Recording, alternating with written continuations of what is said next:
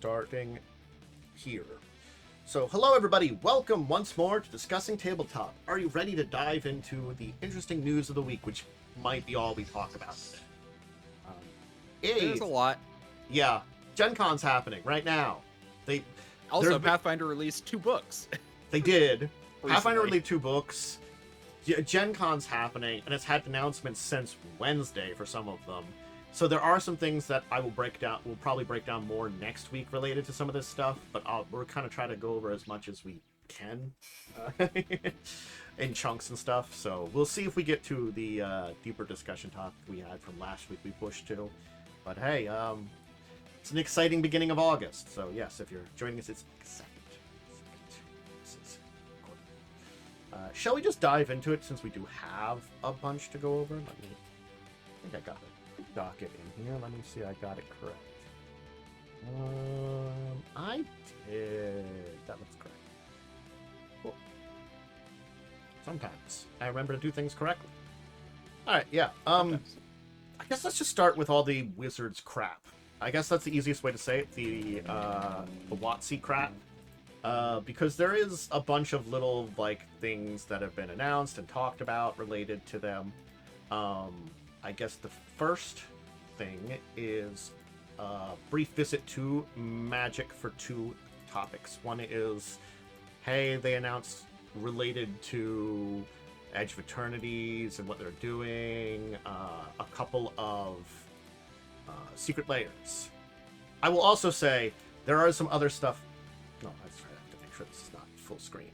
I accidentally full screened that. There is some other stuff related to all this that I think we'll save for later, because apparently there's not enough information for me to talk about it right now that I don't want to dive into it. But apparently there was a leak of they're doing I guess since they're doing multiple Marvel sets, they're doing the Infinity Stones in Marvel, which is it's kind of like when they did the One Ring, and the One Ring is kind of broken and kind of gross. And they're doing more stuff like that. And I'm like, I don't want that. We already did this once. We had shenanigans with this once. And you're doing it again. Anyway.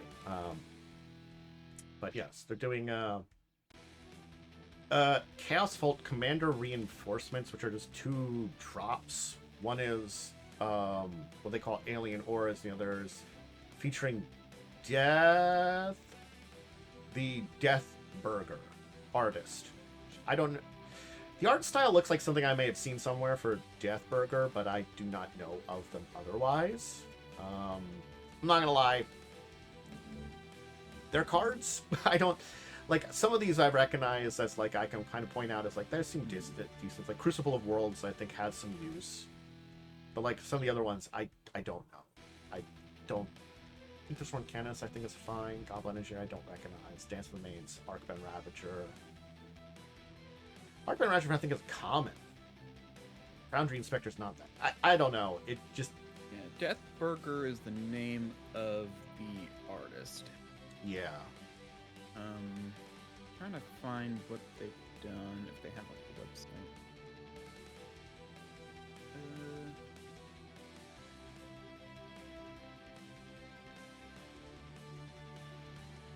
Yeah, okay. I mean... They also have a... What is this? Oh, I think they are...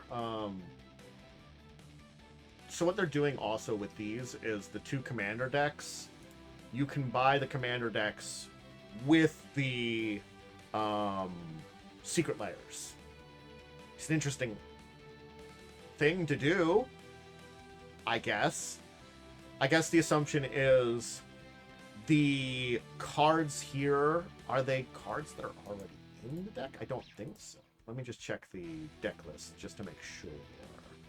If you give that to me over here, load up, please. Yeah, no, it doesn't have that. So I guess the cards that might help those, maybe, is the idea.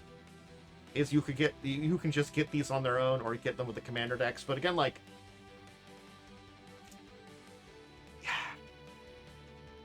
maybe it's $45. I guess that's what they're selling them for. Just such a They've just gone up in price so much, it just makes me go, ugh. I'm not gonna lie. Part of me is definitely like that nowadays with these prices. But they also have like a Galaxy foil, they call it, which is like double the price, so it's even more expensive foil, and I just don't know what's gonna be with it. I don't know. So yeah, I'm assuming that the cards may help out the decks, is why you get them specifically with them, because these commanders can become with, they call them commander reinforcements. So I don't know if they are or not, because, again, like, it's the commander decks are just out, everything's just out now, there's like a lot of questions. So honestly, keep that in mind when you're looking at these now. That's all I can say. Okay, so Death Burger. Sorry, I You're wanted looking to look into this the up, 'cause, artist. like, That's the more fine. I was digging, it was like hard to find, surprisingly. But they seem to make they're basically a self-published through Kickstarter person who basically makes kind of this cyber what is it? What is that called? Dystopian. I think it is just cyberpunk genre. Yeah, cyberpunk genre, type like images, yeah. comic book like thing. It's Ugh. kind of like a mix between an art book and a comic book, according to their own description. So it's interesting. Okay. So they're kind of like self-published, make their own little world through art and some amount of story. Okay. So again, I think they're on cursory glance, it's fine, but I'd say do research before you decide what you want to do with it. The other thing is, apparently they're doing some Spider-Man promos with figures that are going to be released in October 1st, like Marvel Legends figures. I think this is kind of like one of those ones that I'm like, this is both fine and this isn't the first time Marvel's Wizards put out promos alongside something. So, yep. Spider-Man I'm just like intrigued in like, okay, you're putting out action figures along with your card. Why? I figure it's more Marvel's putting out the figures for their Marvel Legends figures, and if you get these specific figures, you also get the card. Which I guess 3 of them are just versions from the set, and one of them is a reskin. The Colonel John Jameson / Man-Wolf is just Huntmaster of the Fells. And I guess the other 3 are just in the set. We're embracing storytelling and play on a series of promo cards available alongside Marvel Legends figures. So yeah, okay. So it's more of a, it seems to me almost like a backwards pairing, where it's all like they're putting out cards related to these figures. Yeah. Again, I think, these figures were already, or these cards, some of them were already out, so they didn't have to do a lot of work for them, because they already had copies of them in the Spider-Man set, but yeah. And this will be like a week after the set goes live. These will be released, so it's pretty close to it. So, I mean, it makes sense, the timing. So that's a neat little one there. We do have some word for the new head of franchise from Dan Ayub. So here is their D&D Beyond article they put out here, talking about things that it's just this week there was this update on like kind of what's going on. And this is one of those ones that I haven't dove too deep into what was going on, but there was apparently a press conference for some big industry individuals with Wizards about D&D on Wednesday.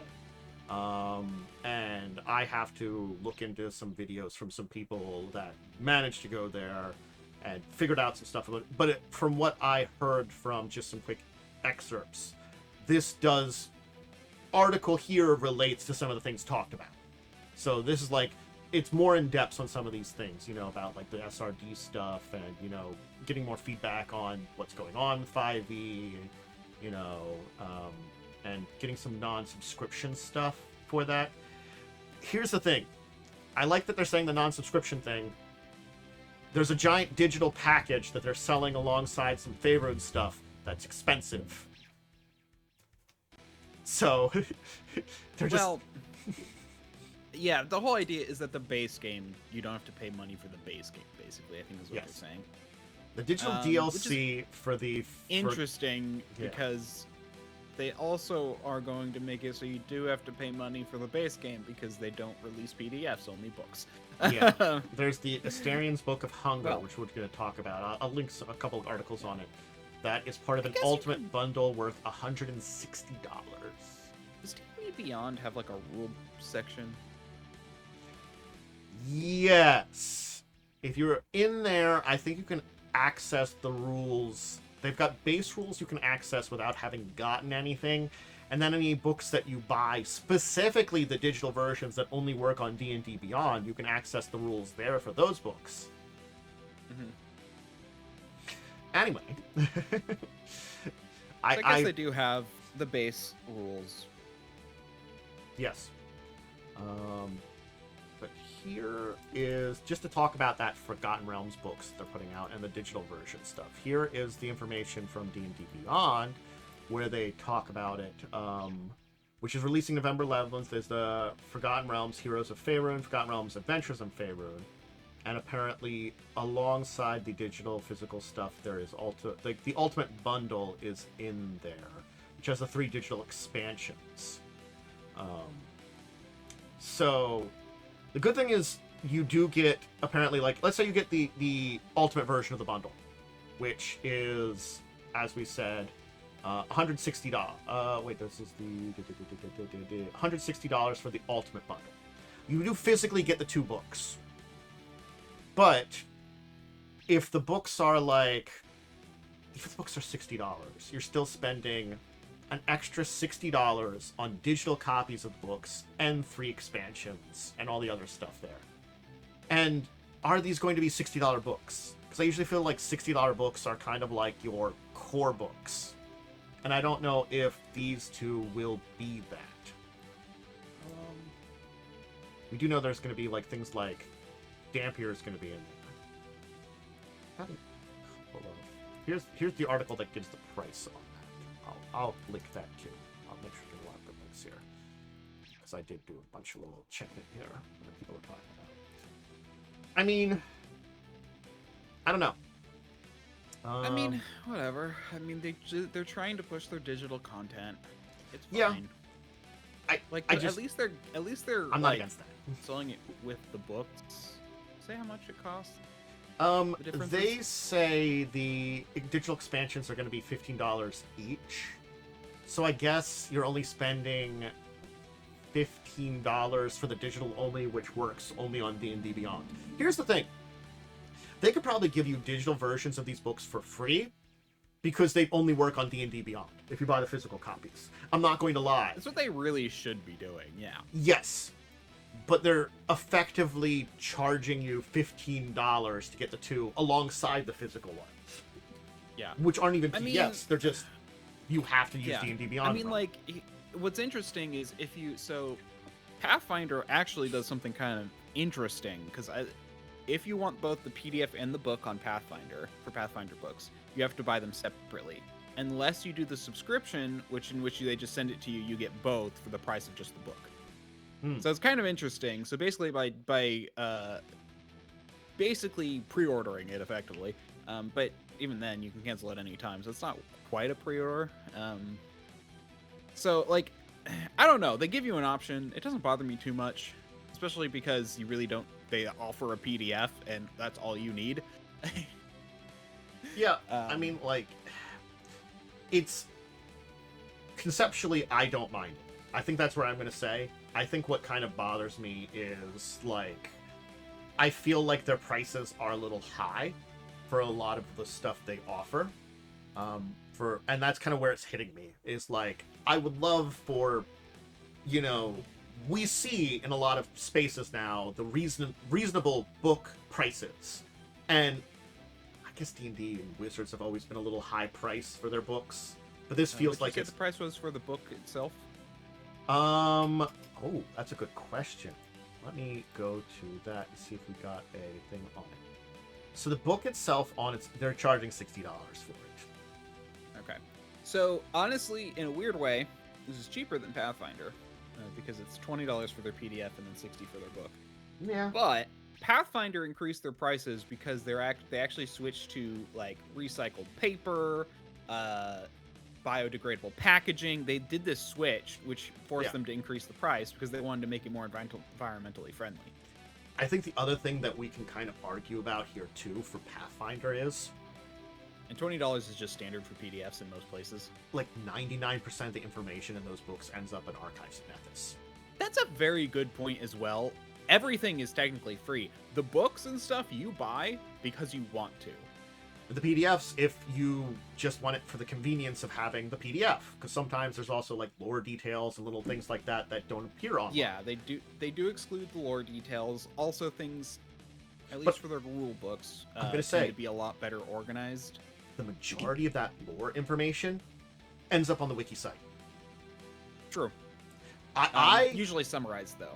Usually summarized, but the thing is, like, because I do a lot of like Pathfinder lore videos, I usually go to the wiki site first and then go to the books, because sometimes I don't have to add a lot in. Like it is a mixed bag. Some like, you know, wiki pages are better than others. I'm not gonna lie. You always do want to, like, if you're doing like for me doing research, I always want to check the books. But, you know, like, there are times where I've just been able to be like, I've gone through the books and been like, I can just use the stuff from the wiki site. I'm fine, you know, for information I'm providing. And yeah, it does take some time to go up there. But it's kind of like that thing of, you can find, again, a good chunk of this stuff online without having to pay for it. And, you know, Paizo doesn't yell about things, you know, because it's sources they use. They actually support it. I mean, they officially support both the wiki site and the archives. Yeah. And, you know, it's a different kind of thing. And I think, like, you know, price-wise, it's not necessarily the box standard for, like, you know, where you kind of want things. Again, as you said, there are some advantages like recycled paper and all that kind of stuff that make it a little bit more expensive. They have their subscription service for both of them. You're spending $80 for both, where in this case you're only spending $60. But again, like, it's the difference between the digital version. And again, if you do the subscription, you only spend for the book, and then you get the PDF for free. So it's like, if you do that, it's cheaper. So you have the cheaper option. You still have to, you know, actually do it, but yeah. Also, with the remastered project, anyone who bought a previous PDF is getting the remastered one for free. That's also another thing. And here's the thing too: if I go to the digital only bundle of these books, they are priced at the Adventures in Forgotten Realms, $40 digital for just on D&D Beyond, and $30 for the Heroes of Faerun. Yeah. Also, I like how the discount slash as if they were ever priced higher. They totally were priced higher. What are you talking about? I guess the Heroes is the more expensive. Let me just check the Adventures. Oh no, the Adventures is more expensive. Oh, jeez. The Heroes was the cheaper book. Oh god, yeah, the Heroes is $60, and that's the cheaper book. The Adventures in Forgotten Realms is $75 to include the physical and digital. Ooh. Yeah, I feel like Wizards is just on this high end of prices. They're not so high to where it's completely outlandish, but they are on, I agree. Yeah, they're kind of... No, but that basically means that, yeah, for that, and like how many adventures? Yeah. They do say, like... Is it just... They do say the Adventures in Forgotten 50 Realms... plus ready-to-run adventures for level 1 to 15. That sounds... unlikely. I feel like what it is adventure hooks. Yeah, like they did in the book. Yeah. Well, they say ready-to-run adventure. Yeah, that is very vague language, actually. Yeah. It's like, because to be fair, what happens in the adventure. Just build it yourself. To be fair, they did, like, in the DMG. No, it's on DMG. In the DMG, they did have like a section, and they're nice little adventures. But they still make the GM do a lot of work. I feel like the actual only adventure is the Lost Library of Chantos, which is they start starting adventure with characters from levels 1 to 3. So that feels like an actual one. Granted, there is some stuff that looks great in here for Forgotten Realms, and this is a lot of stuff that would set up playing in the Forgotten Realms. So I'm not gonna lie about that. It looked like the Heroes has 8 subclasses, a lot of feats and background spells, some factions and stuff like that. I guess getting the optional bundle apparently gives you more species to play. So that adds 8 more species related to things. So there is a lot of helpful things here. So they're gonna do these because they're probably gonna do a lot of these, which are how they have it's a one column that says the hook, the background, and then it gives us a few encounters that are here's how these encounters will work. That's about it. Yeah. You know what? I'm just gonna pull these out now. Yeah.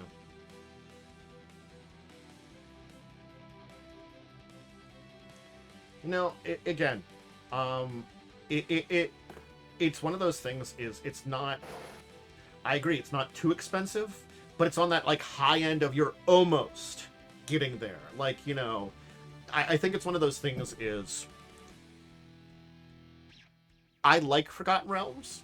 I don't talk about it as much because Forgotten Realms has a lot of weird lore and keeps resetting its lore because of they do it every time they have an edition. They have some kind of weird cataclysm, and it just got me tired of that kind of thing. Sorry, Forgotten Realms. You've got some interesting aspects of your world, but when there's a cataclysm every 5 minutes, that is an actual cataclysm. And here's the thing. They don't put out enough content, in my opinion, for the cataclysms to be worth it. Yes. God, if they put out a bunch of lore and stuff and made the timeline progress 100 years in between and had adventures sprinkled throughout, but no, it's here are 5 adventures which basically happen over the course in different areas over the course of 3 years, which really don't give a lot of background either. Now we're gonna reset things. It's the resets that aren't real resets that kind of gets to me, because it's a half reset, and I think that's the kind of thing is I would prefer either you don't reset it or you reset it. One or the honestly, other. they're more like unnecessary retcons and changes. Yeah, I guess that's what it feels like. I don't mind retcons and changes when it feels natural, or you do it in a reasonable way that when you go back and actually explain what it changes and how things are different instead of just making the change and not expressing how that will actually make things different. I love lore in World of Darkness. I'm going to tell you, go back to 90s lore for World of Darkness. It's awful. I'm glad they've retconned the shit out of a lot of stuff from there, because it's just no one knew what they were writing about. They tried to write about a lot of shit. So I understand when they're doing this stuff, you need to do it sometimes, but they just... But I do like it, so if you... I'm hoping, I definitely... I'm not interested enough, because I haven't been interested enough to buy new books for this anyway, but I definitely would love to have, sit down or, talk to someone or hear from someone, with a video that actually gets these books and looks down on them, gives, a review or something. Because I am interested what's in them. About the 3 main books, I actually totally want to buy more of the D&D 2014 books. I'm not sure I'm going to buy any more other than the 3 main books for 2024. Yeah. I don't know if there's enough here. And, yeah, I think it's kind of what that is. It's is there enough here? Is this stuff? And again, it's this interesting thing of what's all in these books is a question for me. That is very big, wide, and very important in a lot of ways. Because, you're spending a lot on these books. I'm sorry, again, as I said, $75, that's the top end. If I'm spending a $75 book, I want that to be a good book, and because the Heroes is already $60, I'm There we go. and it's supposed to be the smaller one. It sounds like, just by looking at like prices and stuff. I'm like, oh, huh. Oh, ew. The digital and physical are priced at the same. It's only if you buy the bundle that they're so they're both wait. Oh no, the price just isn't updating very quickly. It takes a second. Okay, never mind. But still, so the digital is 50, or so the physical is 50 for Heroes of Faerun. The digital is 30, and the combined is 60. Yeah. And that's where they're getting the strike through. That's basically what it would be if you bought them separately. And the adventures for Faerun, the digital version, is $40 for a digital version. No. Oh yeah, the digital is 40 and the physical is 60. Yeah. Here, and that's the thing. $40 is very expensive for a digital, and it's very expensive, and you can only use it on D&D Beyond. I think that's why it angers me so that their digital versions are too expensive. The physical, that's the ones I'm like, high end, fine, you know. Standard price for a PDF version of a book. Well, okay. Sometimes the core rulebook can be up to 40. The core rulebook PDF can be up to 40. But most other supplements, almost all, are priced at 20. Maybe 30 if they're really big. And when we talk about core rulebooks, we don't mean like the player's guide like they have in D&D. We mean like the core rulebook from like Pathfinder and a lot of games, where it's like, you don't need another book to technically run the game if you have a core rulebook. It'd be nice, usually, you know, that's why Paizo does, and a lot of other games does a Dungeon Master's Guide, you know, where like a Game Master's Guide, where they provide extra. Hold that thought. That you don't need another book to run the game. Hold that thought for when we get to Pathfinder. Or Paizo. Yeah. We'll talk about it. Oh, interesting. Let's just say the Starfinder core rulebook I have skimmed through. And there's a glaring issue. Oh, Starfinder. I guess Starfinder's just that extra complexity. This is interesting. I'm curious. Because it might be you can play. We'll talk about it. We'll save that one. Yep. Well, when we get to it. But that's what usually why, like, but I mean, like, usually that's why I kind of forgive core books being a lot more expensive, because they are like the core to your gameplay, and usually it's kind of like that. It's also the point where it's like, this is all you need, so this is where we're gonna make our money. Everything else is supplemental. Yeah.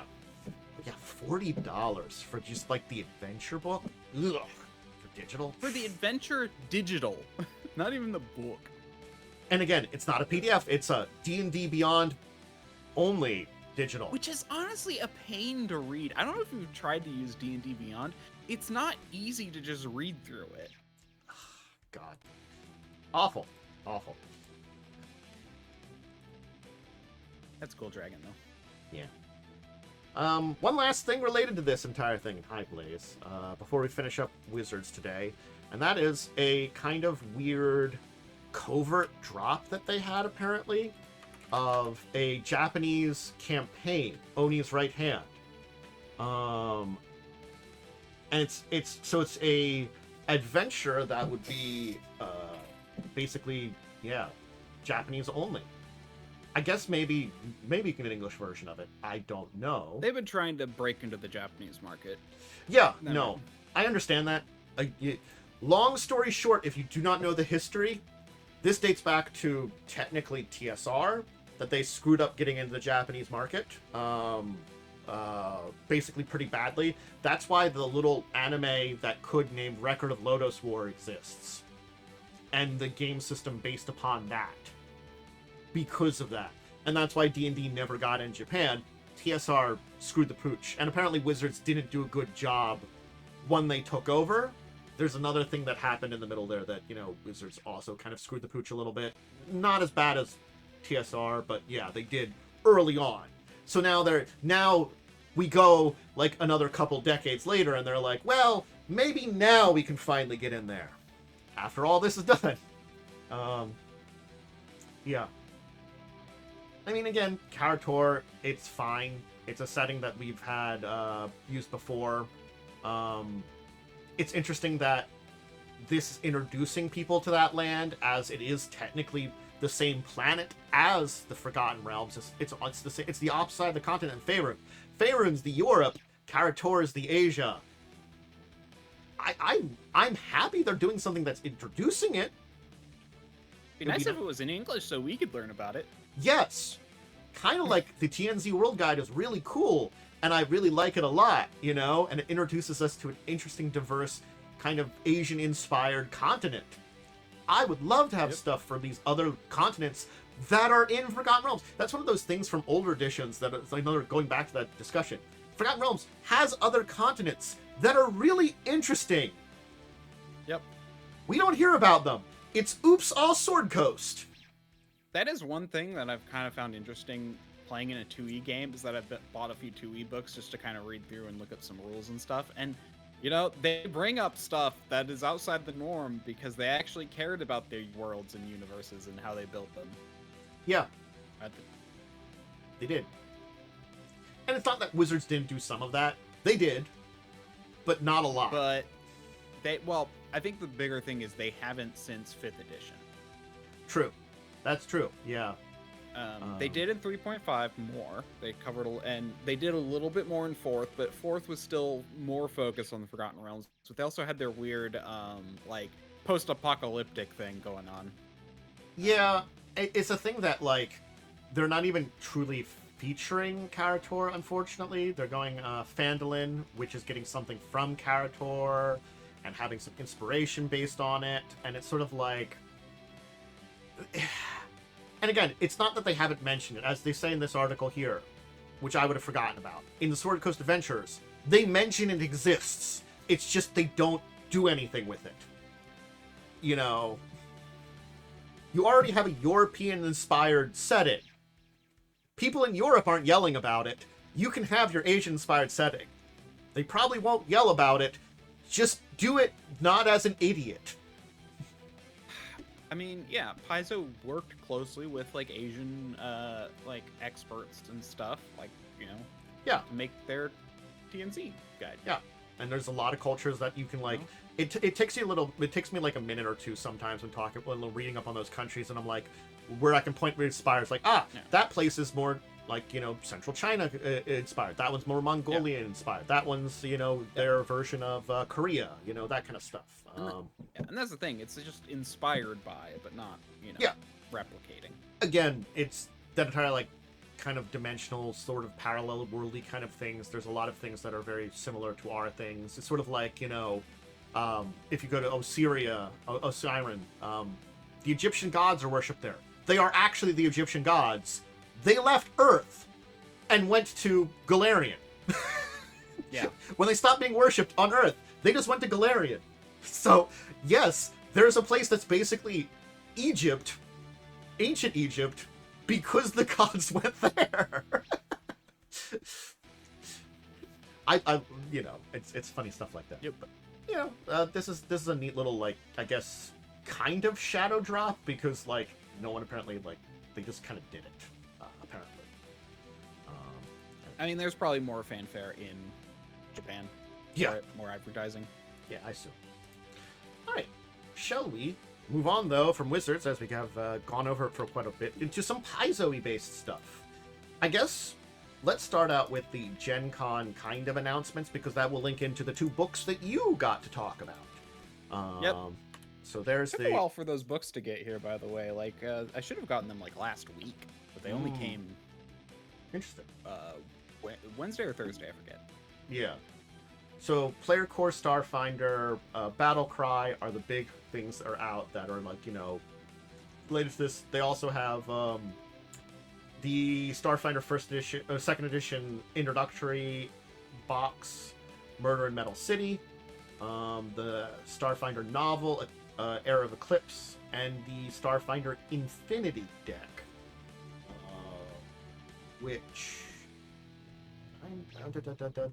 Oh, it's supposed to be a game played in cantinas around the pack. Oh, yeah. It's the I remember that. Yeah, it's the Starfinder game. So those are all what's out now. And the article here does go into, like, other things that they've done. I think there's a couple things going on today. They just had the launch sequence for Starfinder, talking about Battle Cry, and they're going to be doing some Mythkeeper stuff tomorrow. But basically, we've already gone through most of the big announcements from Paizo there. That's all related to these things here. Doesn't look like there's any Makes like sense. huge major extra announcements here. Just taking a quick look. I guess if you want to go into, why don't we start Battlecry and then do Starfinder Player Core, because that's the introduction to it. Yep. I really like Battlecry. I've read through it. It's got a lot of cool rules. So basically, it gives 2 new character races. No, 1 character race, which is the Titans. What are they called? Jotunborn. I wanted to say Titanborn, but then I was like, oh, so okay. so the giant-blooded kind. Yeah. So they're people who are basically they were a descended race from the people. So they were made by the Jotuns, who in Pathfinder created the world. So the Jotuns created Galarian, but they did it by creating the Jotunborn to make the world. So it's basically like they're the workers. Okay, so they're descendants of they're the creations of the earliest gods. They're like they're basically descendants of some of the first created peoples.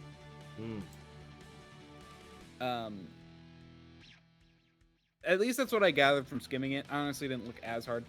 You got the and then But then you have 2 new classes, the Warlord and the Defender, Guardian, Commander and Guardian. Okay. The Commander I think is really cool. It really does put a cool spin on like a team. It's a really great support unit.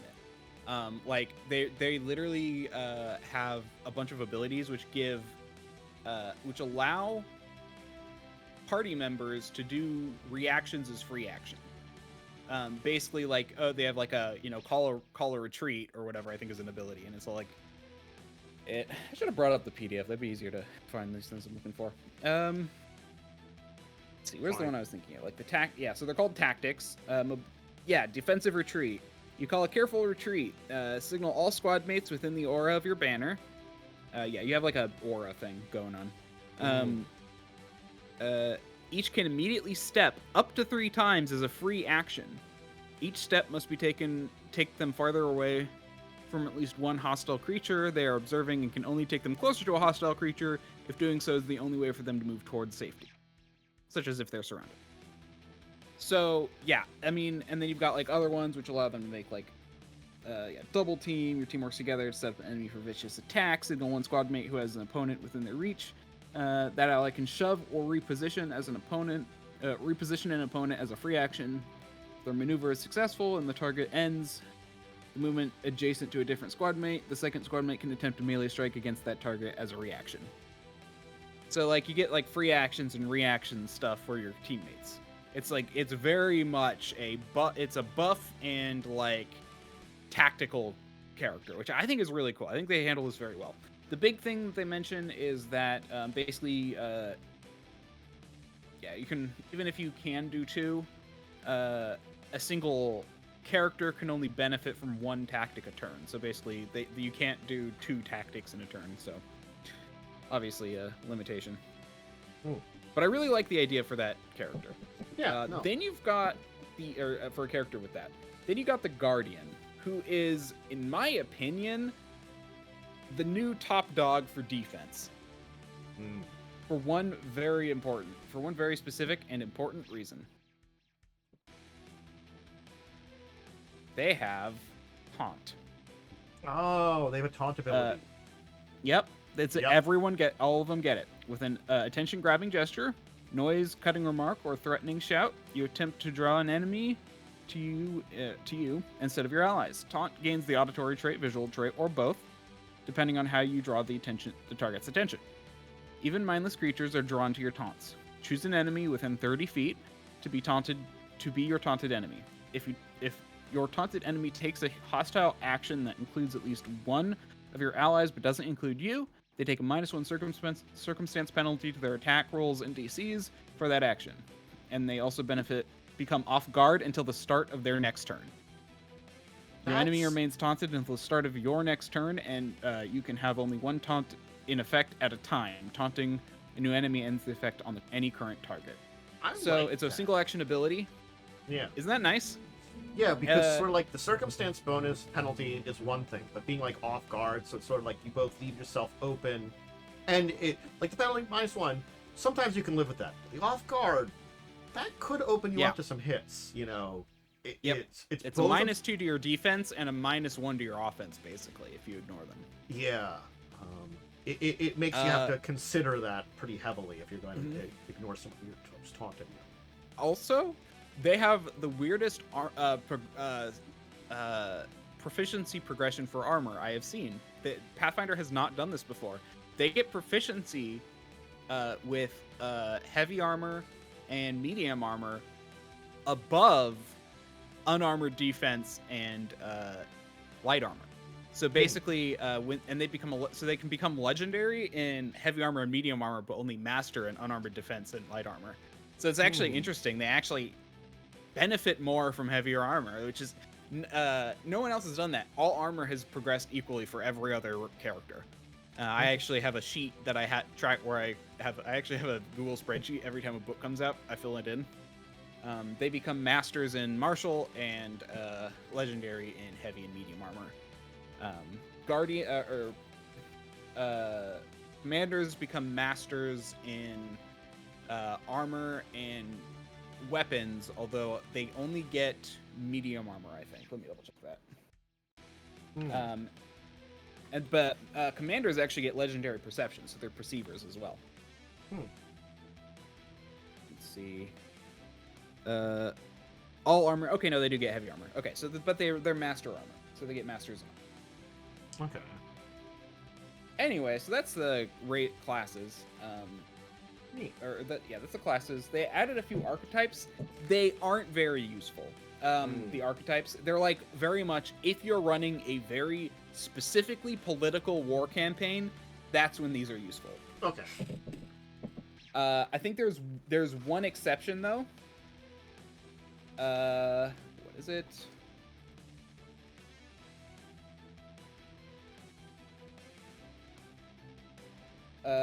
So there's Munitions Master, which is an Inventor archetype. That one's a good one as well. So that one's a good one. Necrologist, which is kind of more you summon, which is kind of almost an undead thing. You have to be able to summon undead to pick the dedication feat. And the one that actually interested me a lot, which is the War Mage. So they actually have the War Mage. You must be a wizard. This is basically you get Shield Block as a first class for level 1 feat. War Magic is a level 1 feat. Oh yeah, the War Magic class feature is the level 1 feat. You must choose the School of Battle Magic as your. So basically, you have to take this in place of most of your base things. But you actually, it really is. It's in outside of the Magus. It's almost like a Magus with a tilt towards magic. Okay. Which I think is really cool. So like it's probably one of the better mixed fighter, fighter magic archetypes. Like I kind of want to try this one. Interesting. They give a lot of like little simple things, other character options, Cavalier, stuff for the Cavalier, which is an archetype in the player core 2. Yeah. Champion, Sorcerer. Actually, I need to look at these. Oh, it's a Bloodline. That's not helpful. Summoner, some Summoner stuff, which they still need to put out a remastered Secrets of Magic. But anyway, there's a whole thing about followers. So, a follower is basically like a pet. You know how you can get an animal companion. So you know how you get an animal companion? Yeah. Well, you can get a follower. So there's like a feat you can take, which I think is it a feat? Role-playing followers. I think it's just if your GM gives you one actually. So it's basically you treat them like basically a pet. Their entire campaign. You get a follower by taking the captain archetype. You gain one automatically there. Yeah. So basically, it's either it's basically just a rule your GM can use, or you can take the captain archetype, which basically builds around it. Yeah, so you can either have your GM be like, hey, you can have one for this. You know, it's a good excuse for like a minor NPC that still is useful, kind of like an animal companion, but like is not like a full player. That's interesting. So yeah, I can see that being useful. So it's kind of rules for basically followers, which hasn't existed in 2e yet. Bunch of spells, you know, they're honestly very battle focused, which is fine. I don't know, it's cool. Siege rituals, which are like, you know, rituals designed for sieges, which actually you might want to look at these for our game. That might actually be worth. That might be something Ixpanor would pick up. Ooh. Interesting. And then you've got so that's the rituals. Oh, and then heavy artillery. So basically, you know, ballistas and stuff. They have a whole bunch of them. Cool. You know, battering rams and stuff like that. Then you've vehicles, etc. More magic equipment. And then magic ammunition, banners, which is a new item type which you attach to a shield. Okay. Or you can carry. I think, yeah. So basically it gives you an aura that does stuff. Okay. Items, held items, worn items, etc. Okay. Then you have the whole thing about troops and mass battles, which I really liked. So this is really cool. So they basically give you rules for basically participating in mass battles. And the way they did that is basically the best parallel I can put to it is it's basically a variation on the rules for a mount, but now you're inside a troop of of NPCs. So you know the troops where it's like a bunch of people clumped together. Yeah. You are now inside the troop, and you get 2 or 3 actions, and the troop gets 2 or 3 actions. You can only move 3 times total, but otherwise, like you move as a unit. So across those 5 actions, because you get 5 actions, and it can be either 2 and 3 or 3 and 2. And across those, you can only move 3 times. You take 3 move-based actions. Interesting. 3 actions dedicated to movement, I think. So it's like if it's a 2-action move ability, that also counts. But basically, otherwise, you can you get 2 actions, so you can attack from within the troop, and then your troop also gets actions, which allows them to use their abilities. And that's basically how they plan to do mass combat in this. Is basically a bunch of troops which you now command. Okay. Rather than, which I think is cool. I actually think it's a neat way of doing it. It gives you a lot more direct control of like units, rather than making like these big mass battles. Also, your enemies can also have this, so actually that might be honestly a more fun way to do it for you, because I don't see our characters as like running troops. I don't think that's going to be the way it will go. But if you want to have an enemy troop, you can have them have a leader and use these rules as well. That might be something I will need to do depending on how things go. Yep. Currently, I don't see you getting into direct combat with the troops, but you never know. Mm-hmm. I mean, even a squad later, though, is a thing. True. I could have you like we can just... Squad. Yeah, because, again, the troops are just squads. They're actually... in fact, I think we probably should have gone up against, like, a goblin troop instead of those individual goblins, you know? Yes, that probably would have been a better way of doing it, too. Understanding it more. But again, like, yep. I just took a look basically over the rules and didn't dive too deep. I know. I wasn't expecting... Like, it literally came out, like, this last week, so it's like, what are you going to do? And then it gives you, like, notes on, like, just the war... Like, basically battles around Galarian and stuff like that. That's about it. Anyway, I really like this book. I think it's a very great book. Some of the other books I've been like, it's fine. This one's amazing. It's got a lot packed into it. Cool. All right. So then there was the other book that came out. The Starfinder Player Core. So honestly, if you have the Player Core for Pathfinder, really similar. You just got the races, and then you've got the classes. a lot of it's similar. I didn't dive too deep into how much was similar or different from the playtest rules. Got the spells. All the rules are basically... I did actually compare rules to Pathfinder to see if anything was super different. Not really. So they really did just streamline it all to be the same. That you got a bunch of equipment. So they have a lot of extra equipment and a lot of extra items. That's the other thing. They included magic, some more basic magic items in the player core now instead of in the GM core like they did for Pathfinder. Okay. So like the hand wraps, and those like the hand wraps which allow you to and runes and stuff. I think. Okay. Are in here now. Are the runes in here? I actually don't remember. Spells. You got all the spells. Basic introduction. All that, explanations of all that.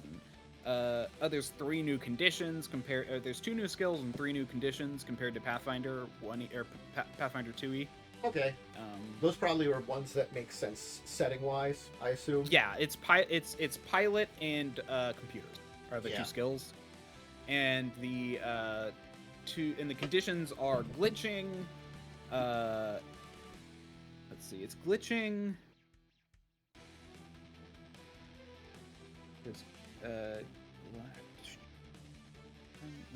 Untethered, which basically means you're in 0G and floating.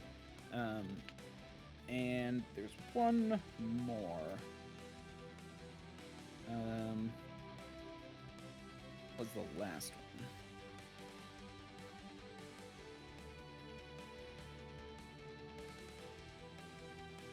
Fire.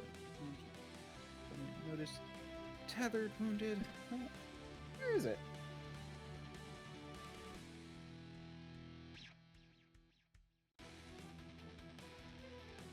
Sleep glitching, dying, drain, doom. Maybe it was on the first page. Blinded, count, doom, drain, dying, encumbered, enfeebled, sudden, dazzled, controlled. Control it? No, that's... Glitching is new. I thought there were 3. I cannot answer you on that one, because you're the one that hit up. I know. Suppressed. There it is. Suppressed, which is like suppressing fire. So like someone's like shooting at you a lot to make it so you can't. Gotcha. There it is. So it's all pretty straightforward, honestly. Core rulebook. Basically, all of the written rules are very similar to the Pathfinder core rulebook. But did you figure out what I didn't mention, which is a problem in this? Ships. Yep. Starships are not in this book. That was the one thing when you said there wasn't something in the book that I'm like, it's going to be the starships. That's going to be the thing missing. I bet you anything they're going to be in the GM core. Yeah. No, I can kind of see that because sort of like, it's the thing that like... Yeah, I get why. It's a lot of extra rules. And technically speaking, a Starfinder adventure can be done without even stepping foot on a starship. Yes. And also, nor do the starships have to be a big role. Yeah. I still think it's a big oversight for a sci-fi campaign, though. I both agree with that, too. Because the thing is, it's like the way that Starfinder's set up is, it is, even though not required, an important part about the entire thing because it's stars, it's space, it's travel between the various planets. I mean, there's a whole heritage or a whole versatile heritage that is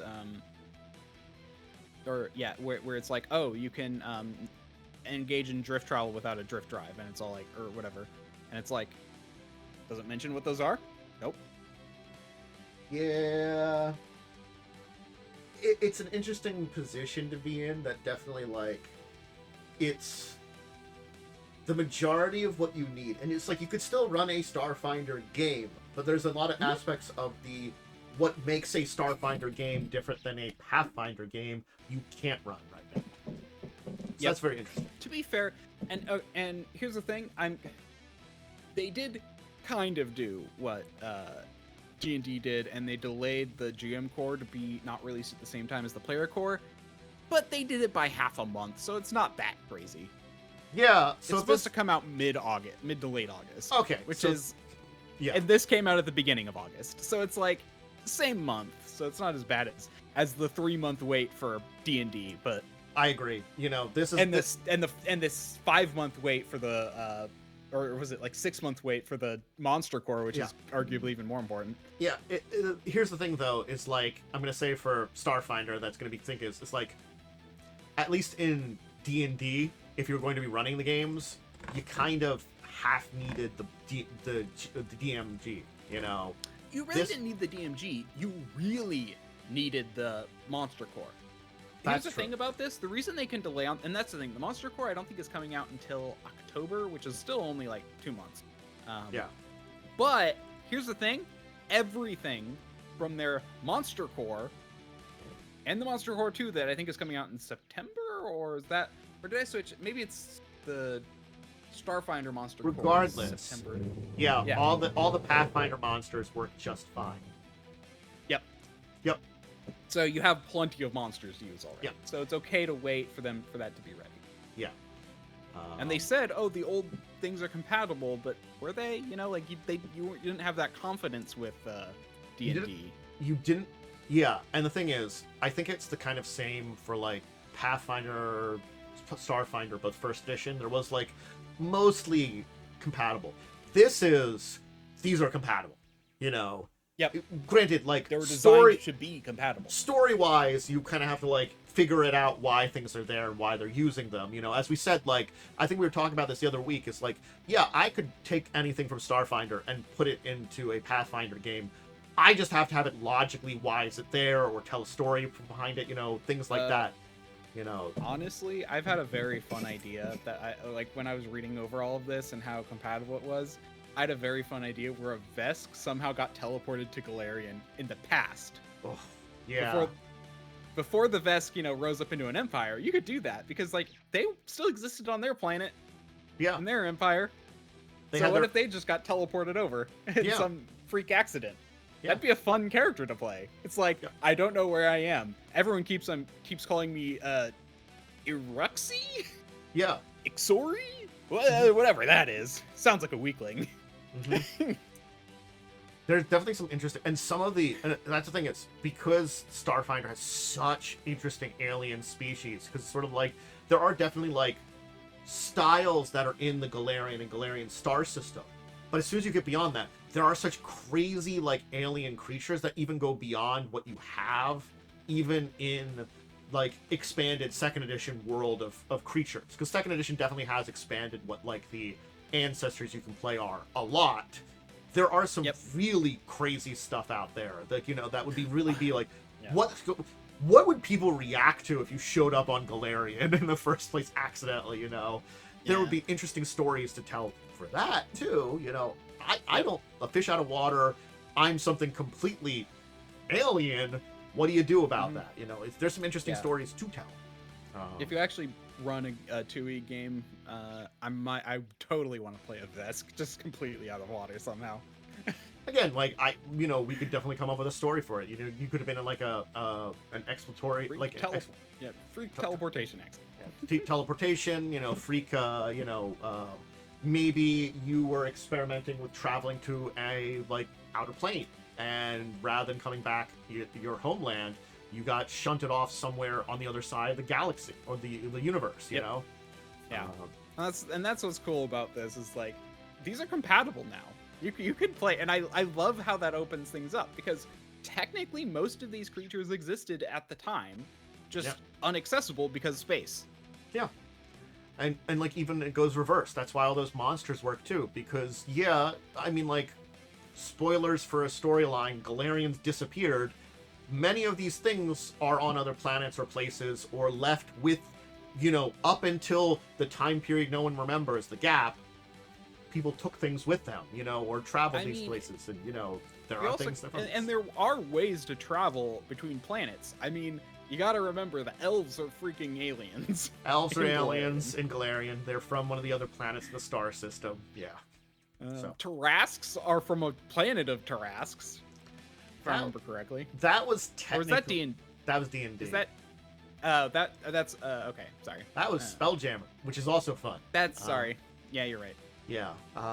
It's like that was a planet of Tarrasques, and the Tarrasque that's known on like Toril or something is like technically like a, I guess, divine gifted, because it's a lot harder to kill. It's got that like you have to wish to kill it. But the ones on the other planet, you don't have to wish to kill it. You still have to kill it. It's still a CR20, and then you can fight multiples because they just live on the surface of a planet, which the planet is also awful because there's giant mega metropolises of mind flares at either pole who are opposed to each other. But also, so anyway, that's I do love some Spelljammers too. Starbase. But yeah, Starfinder. Honestly, the whole Galarian universe is stupid weird. Like, they live up to that. Starfinder only makes it weirder. I know, and I like it. I actually really do like it. So, a little bit more on Paizo though, so we don't get too far behind. Is that we do have the Edge of Invasion's Edge Player's Guide. So this will be the basically Starfinder Society big thing that's coming in. So with the new edition, we're getting more, like just like we had Pathfinder Society, Starfinder Society, and this is, I guess, the big event and like what you need to know if you're going to participate in it. So and then introduce some things revolving around that. So yeah, it does look as all they do introduce some more, at least an ancestry in here too, which is great. Two of them, the Akeshti and the Shabhad, are being introduced in here. I mean, again, I recognize both of those names as older ancestries from first edition, so it's basically like, oh, we might put these out in a book sometime, but if you just want to get this free PDF of the Starfinder Society big event we're going to be doing, these species are in there, you're introducing to them. Cool. There you go. So, extras beyond what's in the core book. Oh, yeah. And the other little, basically, Paizo-related thing is there is a Starfinder video game coming out. Oh, that's cool. Yes. This is, it's an RPG, Afterlight. So, Starfinder Afterlight is an RPG. It's a story-driven narrative game based on it. So I assume it's, going to kind of be in the vein of many of the other story-driven RPGs. Well, actually, I just thought of something related to Pathfinder core. Or the Starfinder core. And you talked about, like, oh, you have everything you need. The problem I just realized is so the thing I would consider as, like, all you need is enough to play one of their adventures. So if an adventure includes space battles, you need another book. It's the thing is... Pathfinder, you don't. Yeah. Right now, playing the old adventures and trying to update them, you're definitely not going to be able to without the Starfinder GM core. Like, the stuff they're publishing now probably doesn't include a lot of the... the new stuff probably doesn't really involve the space stuff. We'll probably be starting to see it, yet. But again, half a month's time, not too bad. I agree. You only have to wait like 2 or 3 weeks, so hold off on those space battles for a couple of weeks. Well. Yeah. This is one of those ones where you'll need the 2 books. Yeah. So interesting. The classes there will be Soldier, Anti-Operative, Mystic, Solarian, Witch Warper, and using 3-act. It's basically doing because, hey, 2E is out. They're using a 2E system with the game. Probably we're developing alongside of it. So it's going to be basically based on, I'm guessing, 2nd edition Starfinder. So, yeah. Honestly speaking, cool. I want a 2nd edition game. I do want to try this because I want to try someone else's take on a Pathfinder/Starfinder RPG. After playing 2 Alcat games, I want to try someone else's take on it. Yeah. Like, Alcat games, I have my both love and hate for them. Mixed bag of emotions, because there's got some really great stuff and some really annoying stuff. I want to try someone else's take on it. So I'm looking forward to this. Anyway. All right. Cool. There's our Paizo stuff. Darrington Press. We're finally moving on from Paizo and Wizards. It's only been an hour. So Hopefully the rest moves quicker. I hope so. We do have announcements for some Kickstarters, and we do actually know what's going on with Chris Perkins and Jeremy Crawford. All right, cool. They're doing some class packs for Daggerheart on Kickstarter. So some basically new stuff, card packs and stuff like that. They were announcing some collaborations with some of the big gameplay people, which I don't... announced several collabs and campaign expansions for the game. So Legend of Vantis. So I assume because Legend of Vantis has been doing a lot of D&D based expansion stuff, they might be doing a Daggerheart based version of their stuff, because they do like Witchlight stuff and a lot of the Feywild things, Dungeon Jaddies and bonus actions.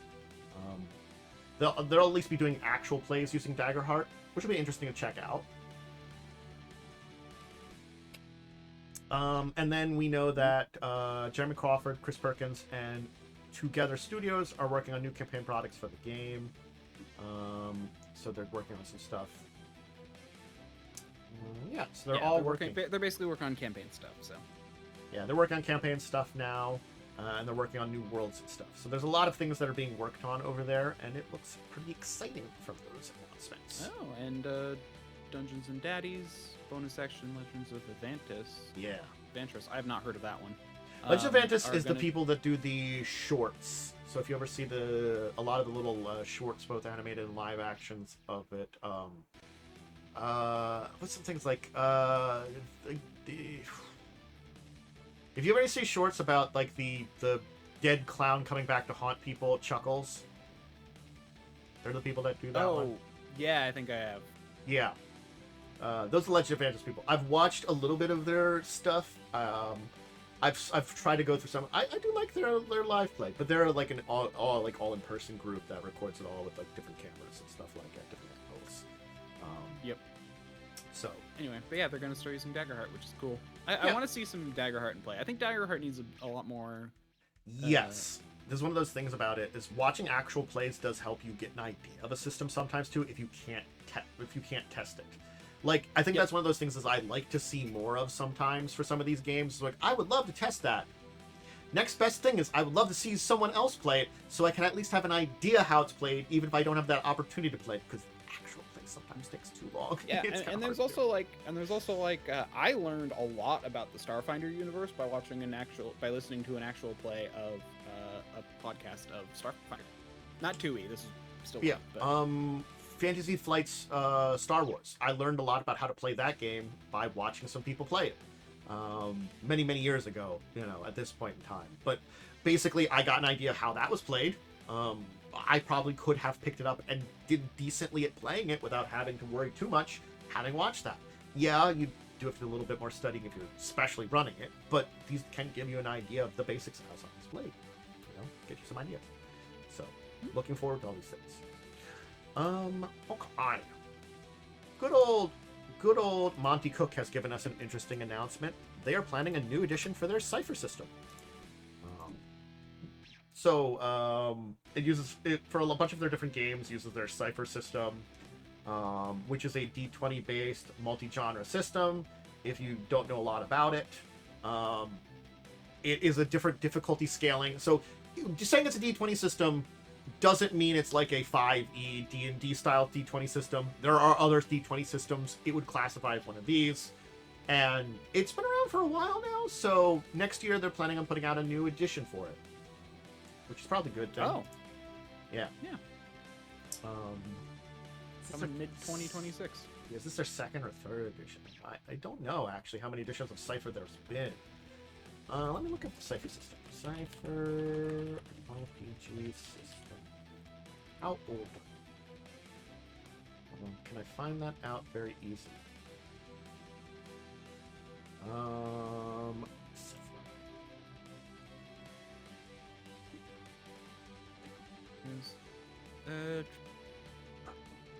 just trying to look up the editions. System 1995. It looks like the 2E rulebook is the last one. 2E rulebook. Cypher 2E rulebook. System 2E rulebook. When did this come out? I'm trying to find it. This was published 2019. So this would be the third edition, I think. I'm assuming the second edition is the last one they did, unless there's another one in between there, which there could be. Sometimes you do a lot of different systems very quickly and efficiently, especially if there's big changes you need to do. But yeah. Just checking to see if they say anything on there about editions. But there's a lot of two new core rule books, a character rule book, and a GM core rule book. They're gonna do crowdfunding for it, of course.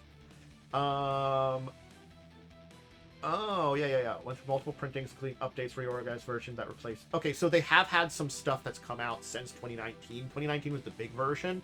And basically they put out some, like, updates and stuff like that and reorganization since then. So this is basically taking everything from there and refreshing it also. So it's kind of like, you know, a true new edition, you know. It's sort of like they might have put out, like, a 0.25, 0.5 in between there of some information updates since then.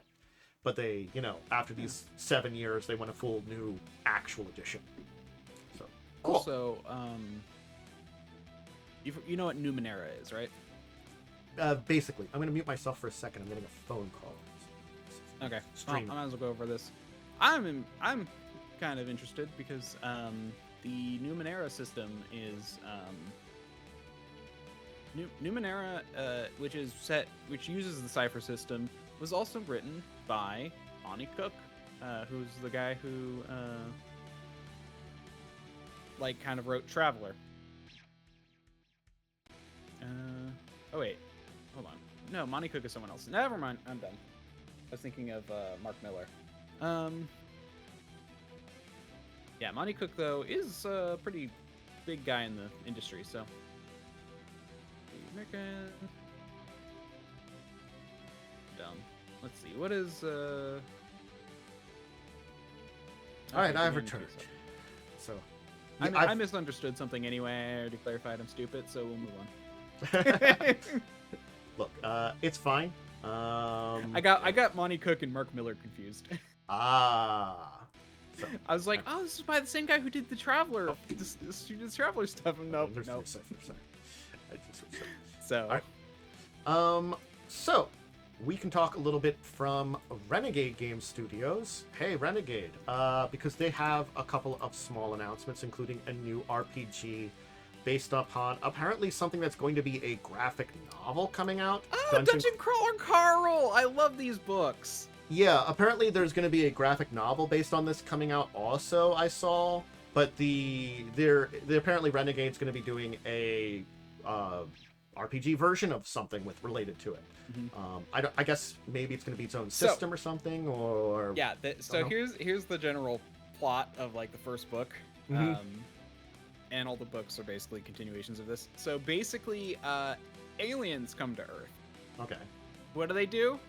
They have technology that instantly strips the world of all its good resources, and then what aliens have learned to do with all the inhabitants.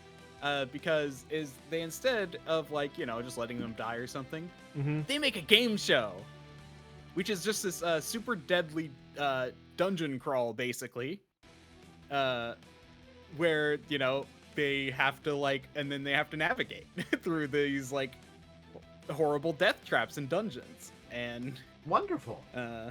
Yep. And so Carl is one of the people who ended up in this. If you notice on the cover, he's in his boxers. It's because it literally happened in the middle of the night for him, and he went outside to get his cat, and that's why you see the cat there too. He basically went outside to get his cat, who got out, got the cat, and everything, because basically anyone who was inside died instantly. Because they literally took all the resources, including like buildings and stuff. Gotcha. Interesting. Yeah. And honestly, they used a lot of those resources to build this dungeon underneath the earth to create a game show that aliens like to watch. So it's basically just like, and that the goblin driving the cart is like, or driving the thing happens in the first, honestly, I want to say like the first like 3 chapters. So it's like, Yeah. yeah, it's yeah. Okay. The cat also eats gets a special thing that makes it sentient. So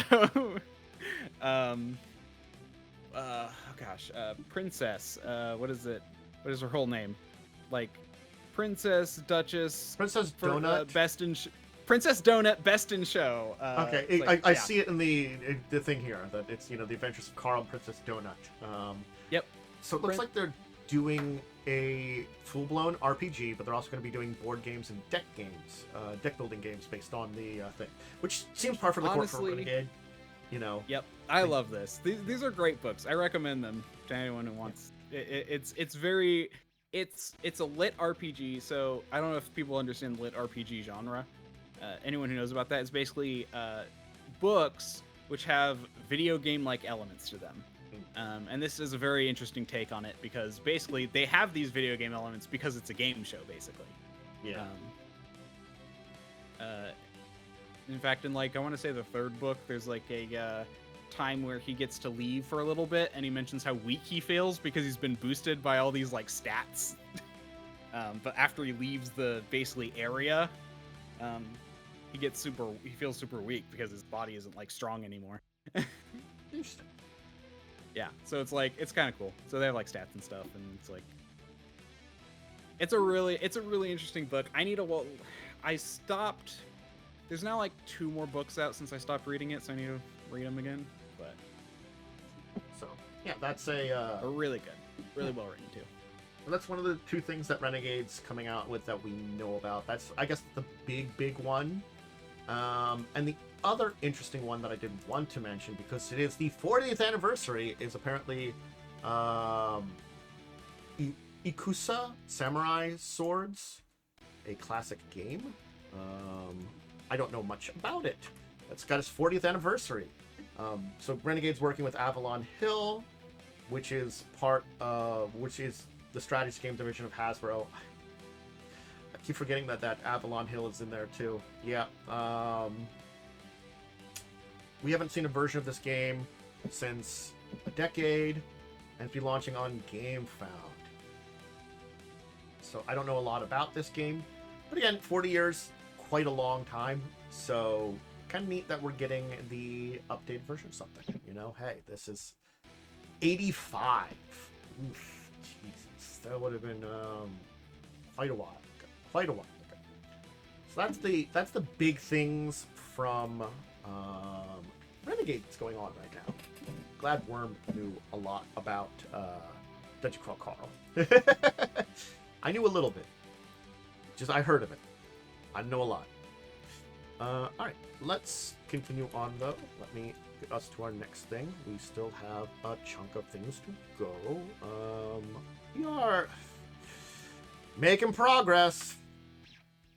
Free League. Free League has some Gen Con announcements. Whee! So, of course, the standard of they're talking about their 2 Lord of the Rings starter set and One Ring starter set. Those are there. Those aren't really big things that are going on. We've talked about them before. But the other 3 things that we can kind of mention for the Free League Gen Con announcements are we're getting another Coriolis, the Great Dark, from the sci-fi RPG. They put that out for pre-release, which involves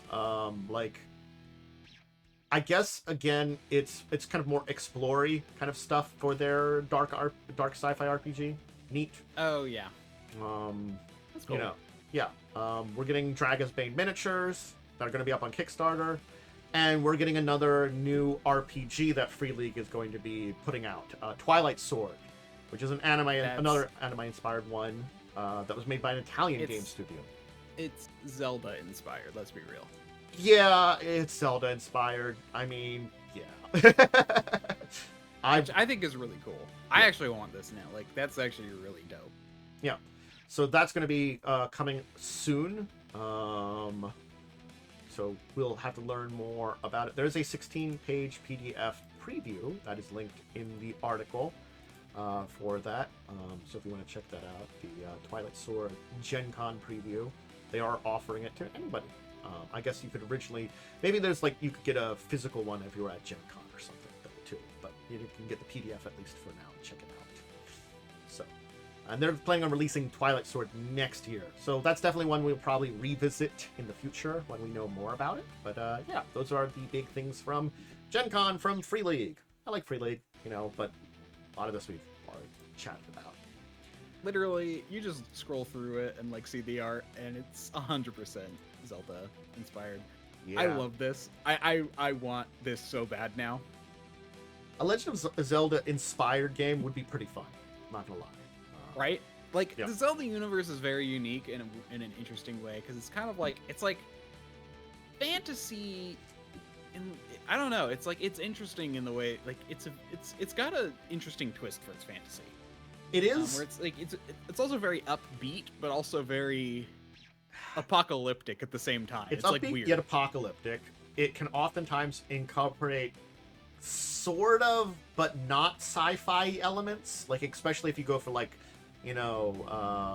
Breath of Wild, Tears of the Kingdom. It's like Magitech, I would call it almost. It feels like. Yeah, that kind of Magitech. Yeah, which is very interesting. And I feel like there are aspects of that sometimes exist even in some of the older games.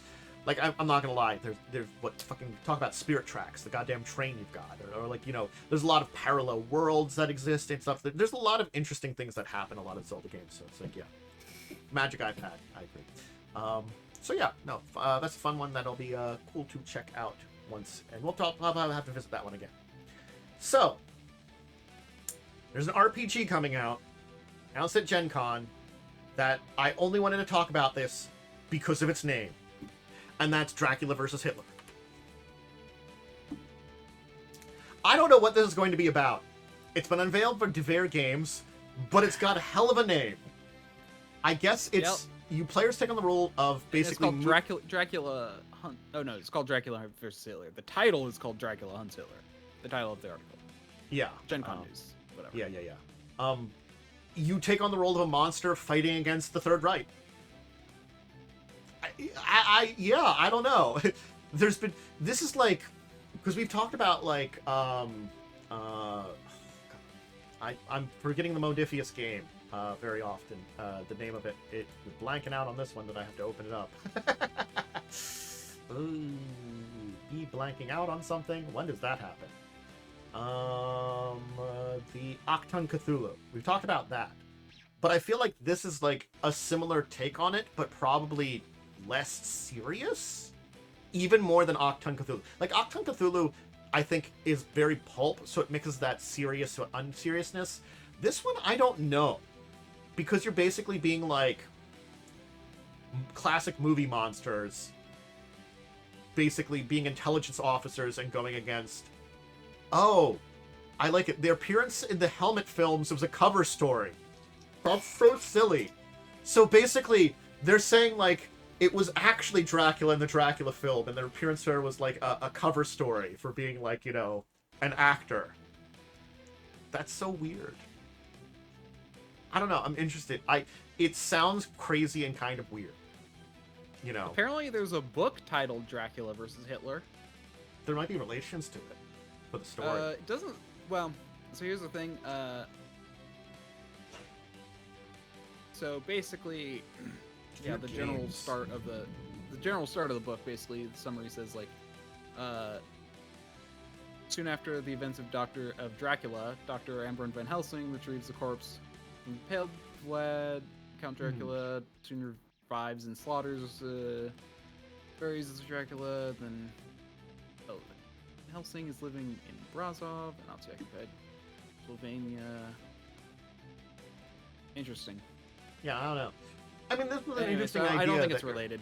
Your intelligence officers that are really monsters that appeared in films as a cover story during the the 1930s, to basically go against, the Third Reich and the Nazis.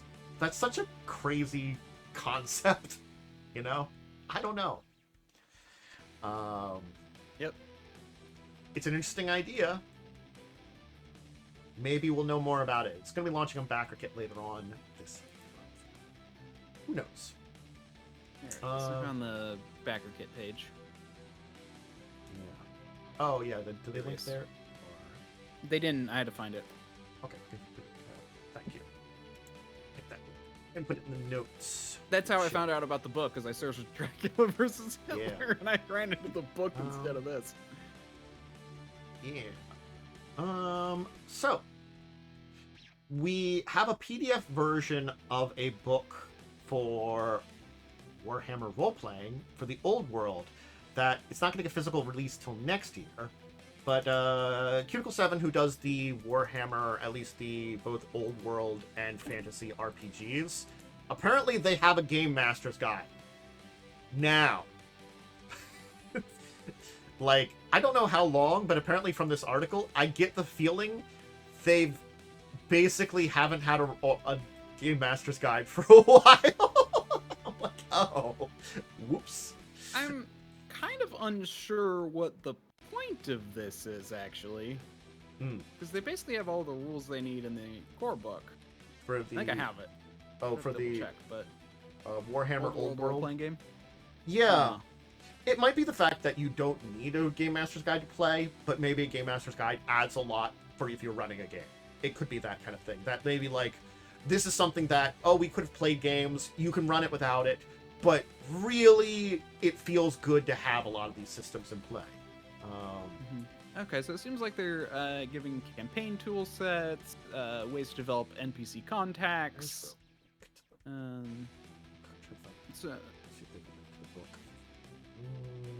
Let me Seems like they're also adding some monsters and stuff. Whoops. Basically, Let me go to also going to have a bit of a monster manual vibe to it as well. Oh, that's one. I do hate that I have to have the screen slightly shorter because I keep clicking off, trying to like click somewhere and it goes to the wrong place.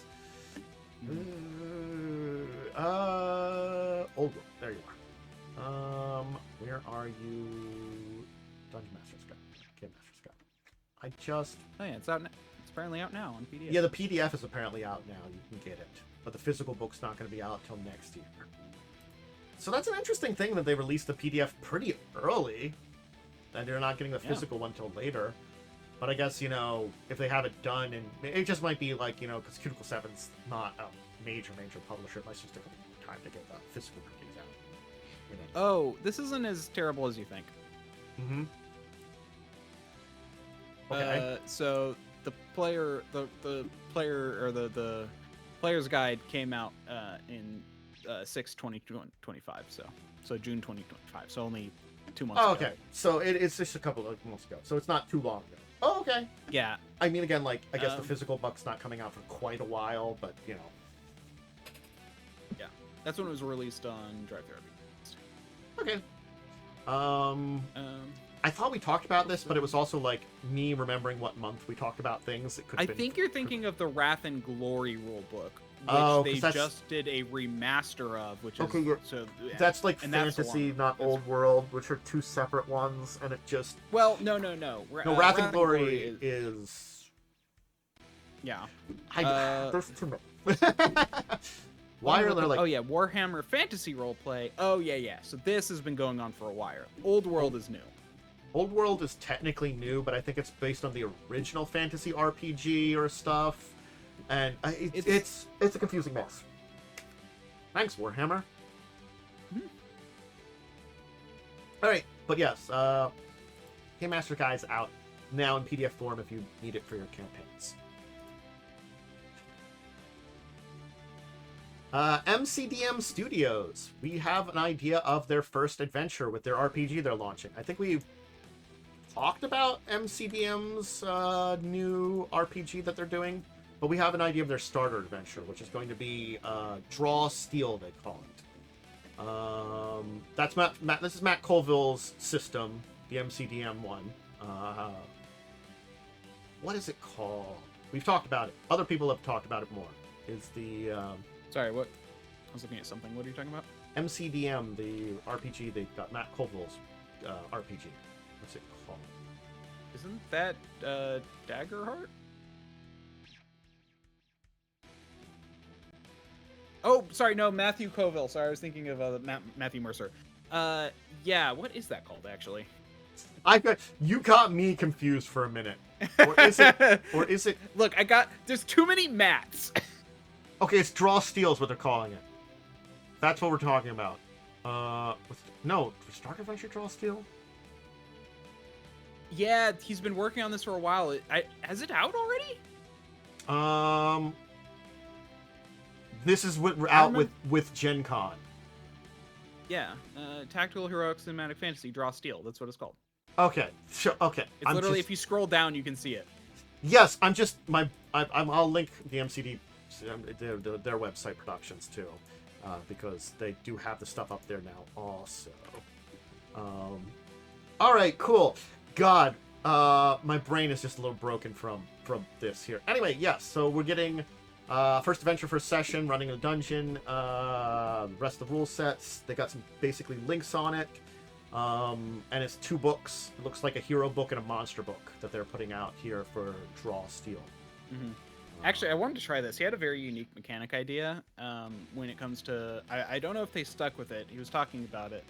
I thought they called it something else, but now I guess it's Draw Steel, which is fine.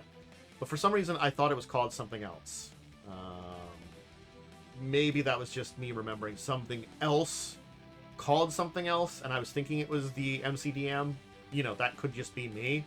But it also, like, things do change names occasionally.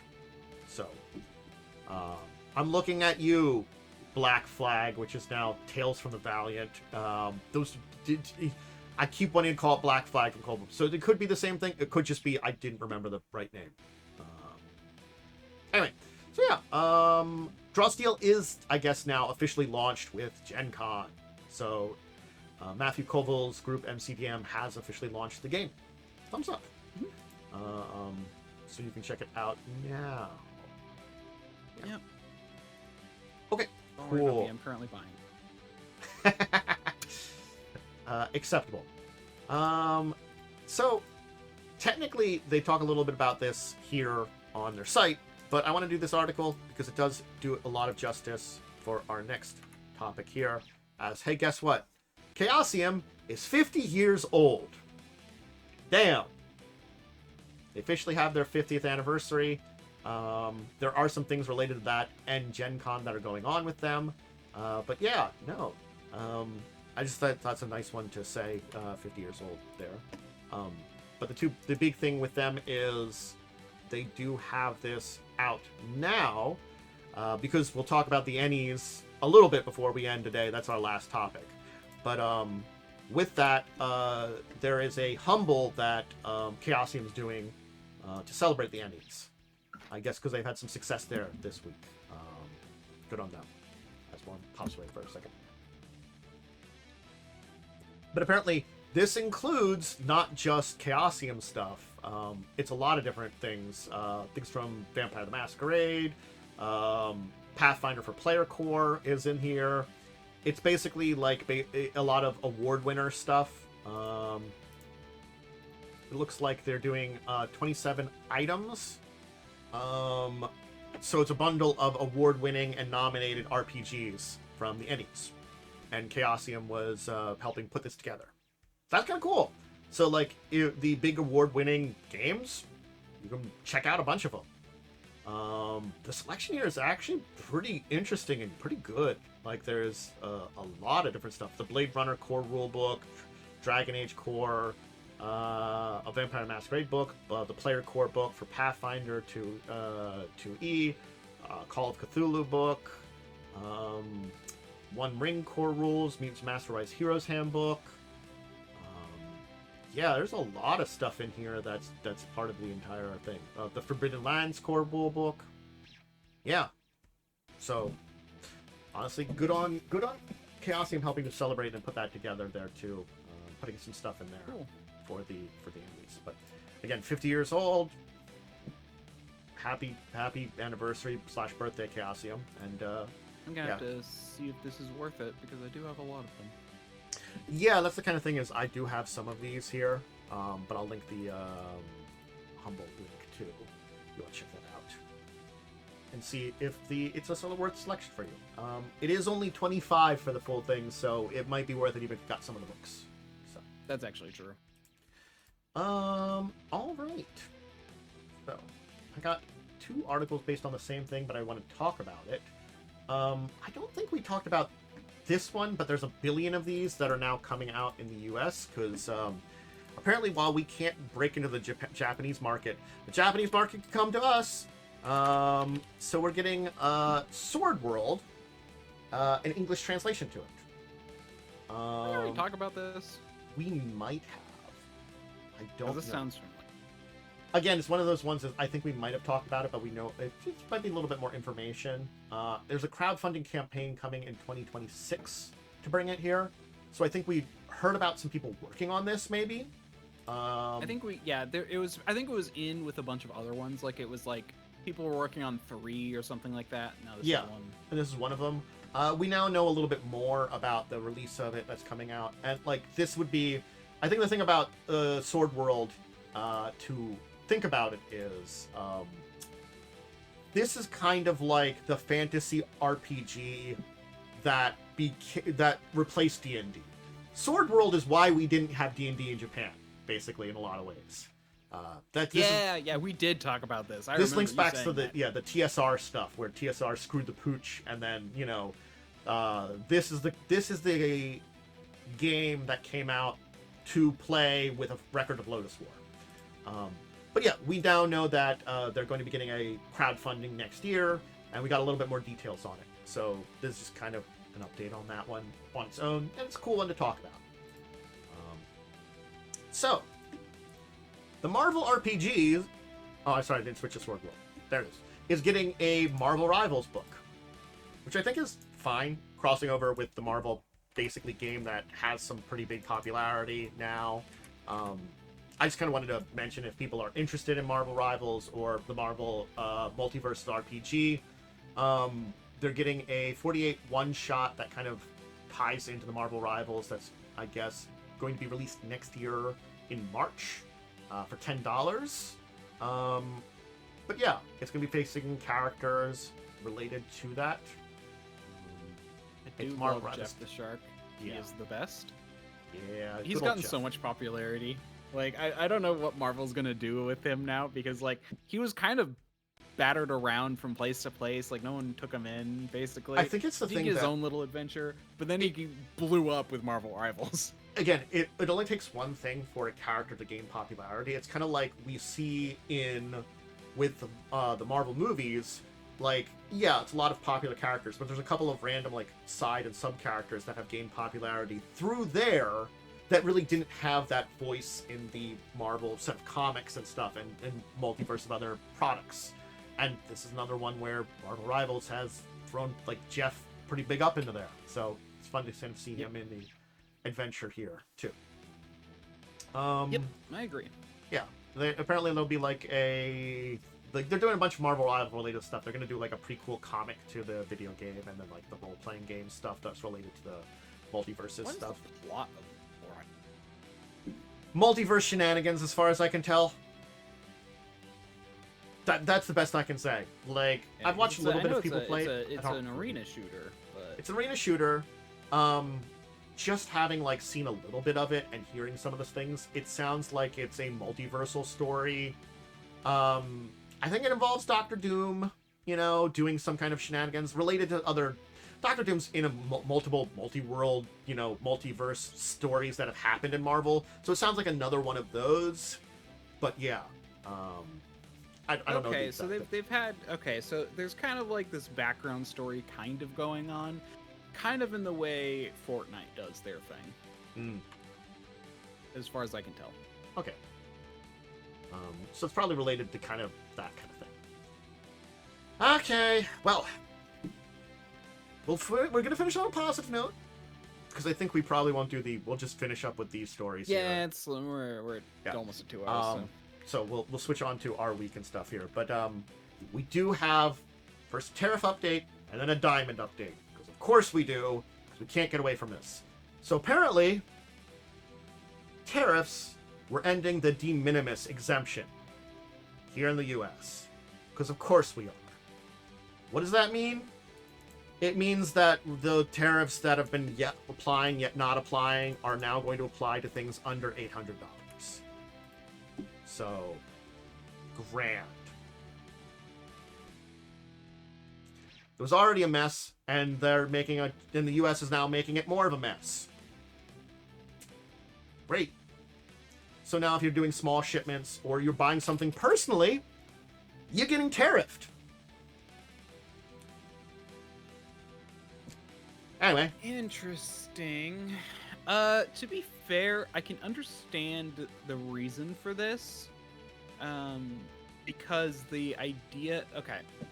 So, here's the thing. Like,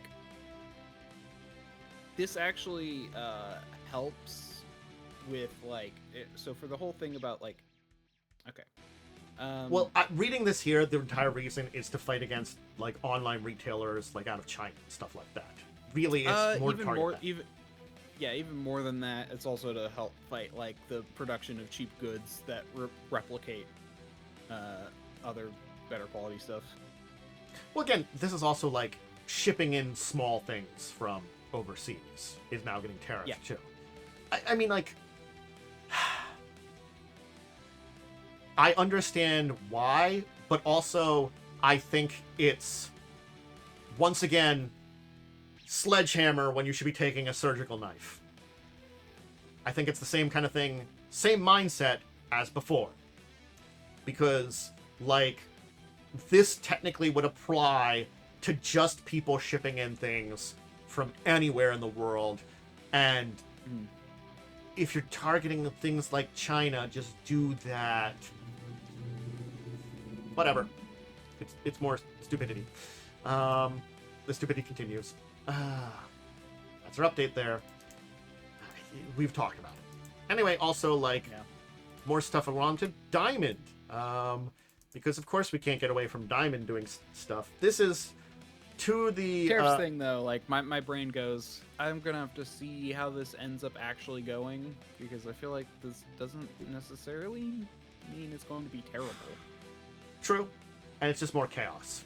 I think that's the big thing I feel about it, is it's just extra layer of chaos that's already been all made for a lot of these. I mean, it really depends on how much those duties are, because that's the thing, is like, if the duties are like 100%, as we've been getting from like the tariffs, you know. Well, the thing is, these are supposed to be, the tariffs are now applying to those cheap things. So if I get my $7 t-shirt, I have to now pay $14 for it. Well, before shipping. No, so that's if you're buying it from China with like 135% tariff. I guess that's true. If you're getting it to place that's like 50%, then it's only like, you know, $10.50 for your $7 t-shirt. Though again, like, I don't know where you're buying a $7 t-shirt. I don't think any of the tariffs are going to land that high. They've been blown up way out of proportion, and most of them are going down. And most of them haven't even started yet. Because they keep delaying them. Again, it's a mess. It's a mess, yeah. And I feel like, for me, it's less that, like, it's just an extra layer on the mess where you haven't settled on everything, and I'm like, this is not the time and place to do this. You know, figure the rest of the shit out, then you can do things like this. Once you've fixed the other big problem that you've been fucking around with. Anyway, so these are a bit of developments in Diamond's bankruptcy. Yay! So there's been more assessing of the, basically, what's going on with Diamond trying to sell and these things. Yeah. Basically, some of the co-signers have filed a motion to stop that for various groups. Basically, they kind of dispute who owns the inventory. So yeah, and these are the ad hoc committee of consigners. But these are also like creditors. So these aren't the people that necessarily own these things in a lot of ways. This is creditors basically saying like, hey, we don't want that. It sounds like the creditors are like, they don't want purview to basically theft. We want our money. We don't want you stealing to give us that money.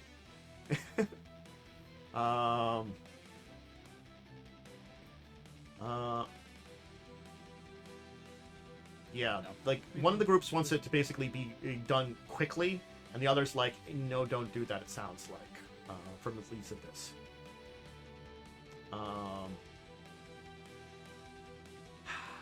Yeah.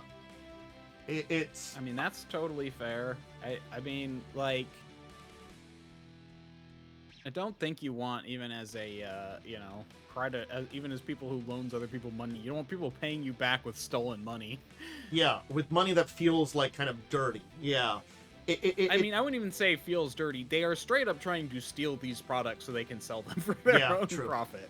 They want to legally sell things and steal it, and like, you know, yeah. Yeah, they're trying to legally steal these other people's products which they haven't paid for, so that way they could sell them to get.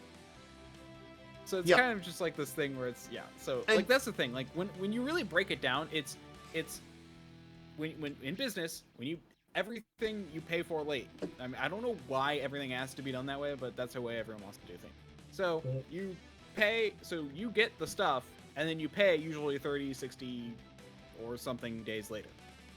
The problem is if you bankrupt in that time, you now have that many days of product that you haven't paid for. And even then, some people don't pay on time. So now it's all like you have 90 days, even though you had a net 60, you know, a net 30 policy, you now have 90 days of storage, and even, you know, that you're like, oh, we get all of this now because we're bankrupt. It's like, no, that's not how that works. You still have to pay us for these. Yeah. It's an interesting thing too, because I think like because they are creditors, it's like there is a level of like trust and stuff like that, and I do not think you want that kind of like. This feels like something you don't want on your reputation, you know, being party to it and connected to it in a lot of ways. It just feels a little bit like, yeah, like, again, that might not be the entire reason behind it. They might just like, there could be plenty of reasons they don't want that. It's sort of like, you know, again, for whatever reason, it just doesn't, it seems like, you know, there are more forces against Diamond than they would like, and, you know, at least people are fighting against them. So, I hope they don't do the horrible things they're trying. I mean, they're doing them. It's just, will they legally succeed? And the answer is almost certainly not at this point. Yeah. Nobody likes what they're doing at this point. Yeah. Not the creditors, not the people they're stealing from. Seems like not even the people who are buying out Diamond. Yeah. Basically, they owe money to. All right.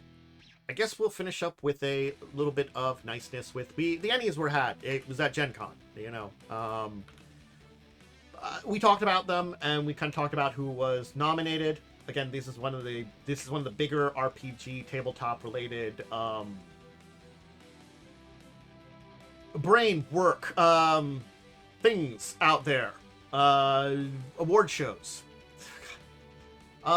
Turns out Free League got Product of the Year. The One Ring Moria Through the Doors of Durin got the gold award for Product of the Year, with Mythic Bastionland from Bastionland Press get the silver award. I mean, there was a lot of great people on there, and it does look like a lot of people got some big awards here throughout it, so you can check out all the other things. But no, yeah. Definitely speaking, it was like, yeah, it looks like some Call of Cthulhu won a little bit for best setting. The Cthulhu Ireland was pretty big on there. The Triangle Agency from Haunted Table got that for best rules. Oh, wow. They also, One Ring Moria Through the Doors of Durin also got best cartography. Ooh, nice. Kind of cool map then. Yeah. I'm seeing if there's any other big ones for the gold winners that I recognize. Oh my gosh. Yeah, it looks like Triangle Agency and Mythic Bastionland are pretty big ones on here.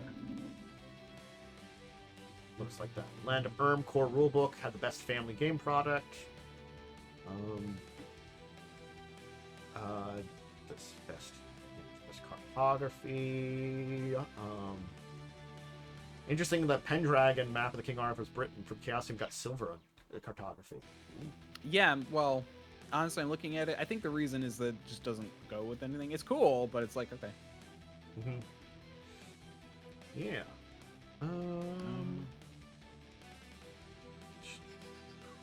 But yeah, there's a lot of, you can check out the winners and see for yourself for 2025. I've linked the award winners there. So yeah, I mean, again, I think the thing about it, using a list like this is always good to see because it gives you an idea of like some of the really good games that came out over the last year. And maybe you want to check out some of them that you may have missed, you know, or some products that you might have missed and be like, oh, hey, that seems pretty cool. Maybe I want to try that. People really liked it. So. I'm so confused. Hmm. Wait, what is this? Hold on. The Wonderland. Okay, that makes more sense. I was very confused because there was people standing on top of a giant pile of Jello, and hiding from what look like Komodo dragons. All right. That's why I'm like, what is this? What game is this? Because I was just looking at certain games, the games in the cartography section, and and when I clicked over to it, I saw that. I'm like, what is that? So what is this game? Shall we talk about Are Weekend Gaming? Yeah. Did you have any adventures before Wednesday? Let's just start with that because I know I don't think I did anything. We were having Joe's game this week. I think I talked about playing some Magic, but just didn't have a chance to. So it's been, I think it was just my game for me this week. And I know you had earlier today to talk about. So I guess we'll just do those two games because I think that was all that we really had. That's this it. week. Yeah. Well, I guess the start would be Fall of Avonswell. So if you missed Fall of Avonswell, I do always recommend checking it out. It's a very fun one. There's been a lot of really great adventures that have been had, and this one was an interesting one as the walls of the Birchlings were attacked, and the players basically managed to hold things off, claim victory. We were successful. Yeah, we did pretty well and had a lot of really crazy ideas. You did. They were crazy but good ideas. It was one of those things is I always did have the plan of you being victorious, but my entire idea was that it may have made differences in what was going on in the city afterwards, depending on how your roles are and stuff like that, you know. So sort of like we would have had to it's kind of like the end of Mass Effect 2 where you get to like pick people and do those things, and you actually have to pick the wrong people to kill everyone. Yeah, there's actually a specific ending if you get everyone killed, but you have to make the active wrong decisions every time. It's failure isn't impossible, it's unlikely, you know, like and I was planning for that too. So it's sort of like, let's see how you roll and all that kind of stuff. So I think you did some good rolls, and you know, when I had you do some random rolls, they were also pretty good. So there was definitely some interesting adventuring to be had there. Mm-hmm. Yeah, held off some forces, attacked some things. Kept a major NPC alive with some good choices and some rolls that you were making for them. As I said, like I was like, hey, give some positive, negative rolls and see what you roll. You rolled pretty good overall. So that was fun. I do find it was very interesting. Also, I think you need to award more hero points because I actually saw the hero point section in the DMG, and it's like, oh yeah, you should probably award a hero point usually about once every hour.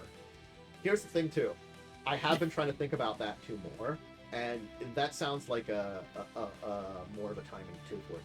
I think it's the thing is me still trying to get used to the difference between hero points in 2E and hero points in 1E. 1E was a lot different because it was, you had a hero point that you gained like when you did something heroic or at every level, and they meant more and you kept them more, you know, or something like that, you know. Yeah. They worked differently. This is like you get one every session, and that refreshes every session, and then you can earn more during the sessions. Yeah. So. Yeah, usually about one every hour for something, and then for other things, for other interesting things. Yeah. So. Just something to note that I noticed when I was reading through the rulebook for one reason or another. I go back to Pathfinder rulebook. I was trying to find rules on stealth. Also, it does seem like, yeah, no, magic just isn't stealthable. Yeah. So there was a section that I found that was much clearer that said, yeah, anything that it basically said, the rules that actually state if you do anything but hide, sneak, or step, you are spotted is weird.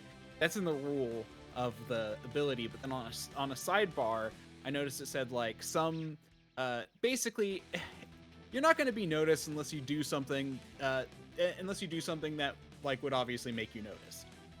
With the, you know, like such as something that makes a loud noise, flash, or other such, you know, or something like that.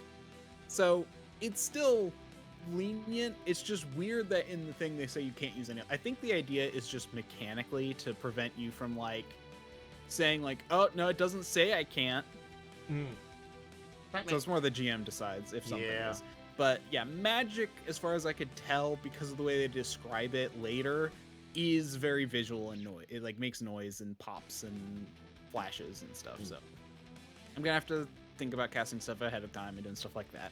With that said, I will probably I'm planning to pick up Conceal Spell later. Again, like I was also saying, like within reason, like you can try to do some things. Yeah. Just, you know. Yeah. Mindfulness checks. The idea of being able to do a stealth check is good. Conceal Spell just makes it so it's completely not obvious. So. Yeah. So that's a fair ruling in my opinion. Yeah. But it'll still be good to not have to. Yeah, I understand that. Like, you know, it's like you taking things that will like avoid those checks then instead. Kind of a line a little bit. So, anyway.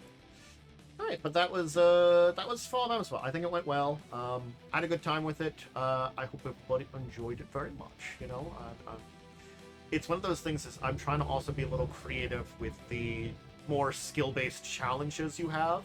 But they're still like, you know, the skill challenges, but they're like more than just that. You know, I'm trying to tell the story in interesting ways. So, anyway, how was your game earlier today? Pretty good. We kind of getting interesting now. We cleared up the people who ambushed us at the entrance again because we had to leave for 2 days to recover because recovery in 2E is a lot harder. But yeah, so they were able to reinforce a bit. I knew it was a bad idea, but at the same time, I don't think my character would have objected. Anyway, we went back underneath. There were some people waiting for us. We finished them off. Then we were back at the point where there were these big, heavy curtains which block a lot of sound. Like you actually have to like go up next to it and listen carefully to hear what's on the other side. But while someone was casting a different spell, one of the players decided, I'm going to see if I can peek underneath it. He didn't even lift it up all the way before the chanting stopped, because we heard chanting on the other side, so he was going to see if he could look underneath. And they basically, the GM was like, yeah, you realize that this place is cold, and you guys have body heat, and that is abnormal. The heat, basically, you lifted it up for the heat to start to come through. It was much more noticeable than than people thought. You know, it's like yeah, because we like extinguished our lights to kind of look on, and he had like an echolocation ability, and bat sense, which gives him echolocation. So that's why I was going to try and look underneath. And so we snuffed all our lights, but then he was like, oh yeah, okay. So they drew open the curtains and started to attack, while the other player was still in the middle of casting their spell, which was a ward ability. It's Undead Ward, I think it's called, or something like that. But basically he's warding an area against undead. And he was only halfway through it. So, personally, I was like, we should just wait. What's the problem with waiting until he's done? And, like, out of character. But in character is like, okay, sure. Oh, you know? Casting times. I do both love and hate those casting times sometimes, remembering, like, some of the stuff from AD&D. It's like, you're not casting this outside of combat. Sorry. Or, you know, so you're not casting this 10 in more combat, turns to finish his spell before we can basically help block out. Because that's the thing, when they sent a signal which made him come from another direction as well. So now we're being attacked from 2 directions. Dang. So yeah, so we're kind of pincered, and that's basically where we ended. It was a lot of combat, so not a lot of other stuff happened.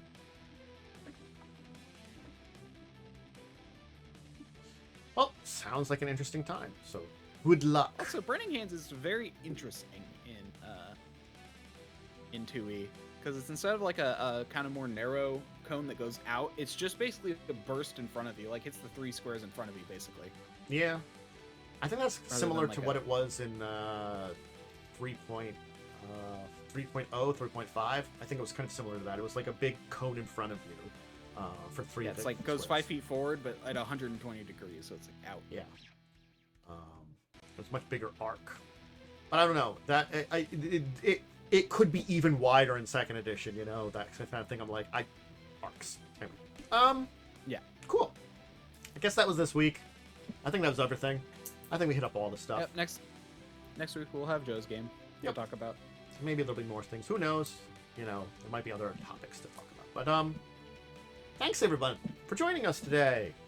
It was a lot of news. Gencon had a lot of things that it brought in. Again, we've probably hit up a good chunk of it. There might be some more to talk about next week related to things going on at Gencon. We'll hear more. But we got through a lot of the stuff that was kind of announced there.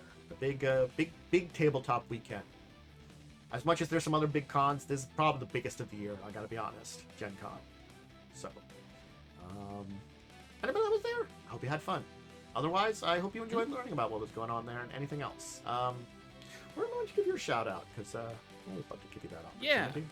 Yeah. I'm DiamondWyrm. You can find me on twitch.tv/DiamondWyrm, or at DiamondWyrm on Twitter and Blue Sky, and DiamondWyrm9234 on YouTube. And I stream Fridays at 5:30 p.m. and PDT, and Sundays at 10:30 a.m. PDT. Currently. Cool. Myself, Dracovin. Please check out my YouTube side of things, or if you're on the YouTube side of things, check out the Twitch side of things. Remember, just to give them very support in those places, check out my social media for updates. I'll be back on Tuesday. I'm gonna play more of that Stellaris game. I don't know how far I'm gonna get into it, but I have been enjoying testing out the newer systems in Stellaris. So I'll play a little bit more of that one. I've got some other things I talked about over on Friday about the upcoming agenda.